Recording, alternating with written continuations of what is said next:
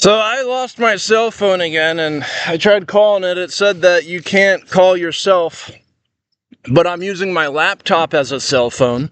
I also can use it as a camera to vlog off of via its webcam. Why is it when there's a webcam on a computer, desktop, or laptop, it's viewed as a webcam, and then on a phone that's a camera phone, the lens on it, the lens where it's pointing, well, aside from where the lens is pointing, some novice would think that just because you are having the gesture with your arm out and you're video recording yourself, that you're video recording them. So much would be the case as they're a novice and would think that a webcam could be a camera phone lens, as one became for the other. Being correct, not knowing what knowing is a thing. So when I'm video recording myself in public and people are staring at me, you wouldn't know the phenomenon because most people don't. But it's not comfortable, even though, you're supposed to be in society acknowledging people around you, or not, just knowing they're there. That's why the saying goes, I have eyes on the back of my head. It's a reference to put kindly that they're aware of their surroundings, and it might have come from someone having the notion of a societal communal sense. In baton throwing, they advocate being part of the community via their sport. And it would raise some brows if you saw a baton thrower on the sidewalk throwing their baton, practicing their routine. Less so, and I saw someone doing calisthenics on the sidewalk. There's nothing wrong with doing that. Dancing up and down the sidewalk, skipping on it. But when you involve an object, like a baton, you're twirling it on the sidewalk, that could get out of your hands, go into the road.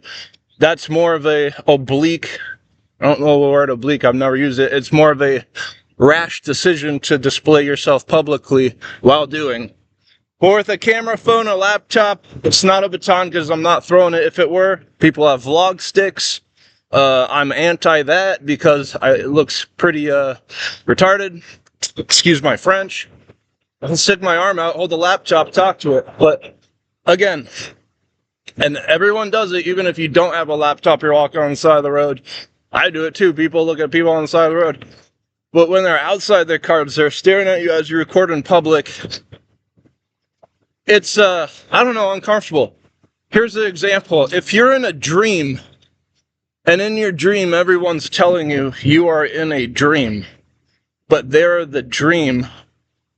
If you're interacting with people in your dream, I always interact with people in my dream, but they're telling you you're in a dream, and your dreams they seem real in the moment. So that would how odd it would be if you were video cameraing yourself and people are staring at you, like in your vicinity outside their car, just staring at you. That's how it feels. If in your dream everyone was telling you you're in a dream, like at the same time they all just turned their head and looked at you and said, you're in a dream, like every second of the dream. Wouldn't that be uncomfortable? Or maybe you liked it, but I don't think I would. Sounds pretty irritating. But the irritations, in a sense, with the body, it's a machine. You can look at it as one. Every animal's a machine. So looking at that, interestingly enough, can be, if you apply Coulomb's law, a Ricci tensor, just these two things that are high-end math, and then you use them to the degree of, well, math is unfinished. How unfinished are these high-end notions that are well known of? Just as baton twirling, it could be used as a weapon.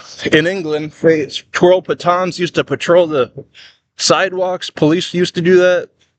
Now they don't. I don't know. I've never been to London. Hope maybe they still do. Police don't walk the sidewalks, but when they used to, classically, they would have a baton. So who's to say a weapon, a baton, in the future could be something extraordinarily more effective than learning what an A-bomb is, an atom bomb. It's just too much the fact that countries, they want to have nukes to have themselves look important. Well, the only thing detrimental is the people who they're beefing with, the countries they're beefing with. When they get a nuke, they don't like them having it because they seem somewhat of an advance in comparison to their country.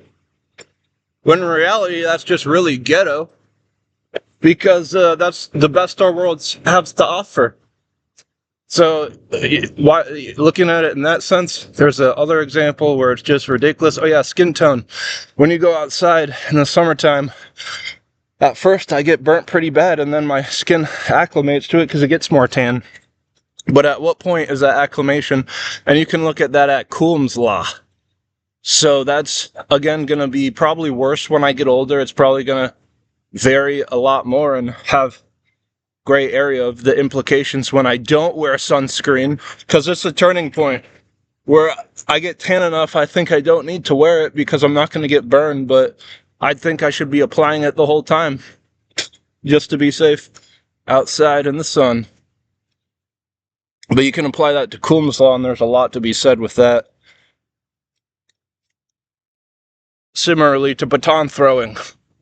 If you have a baton, you're throwing it, you're doing like a adaptation of atoms inside of A-bombs.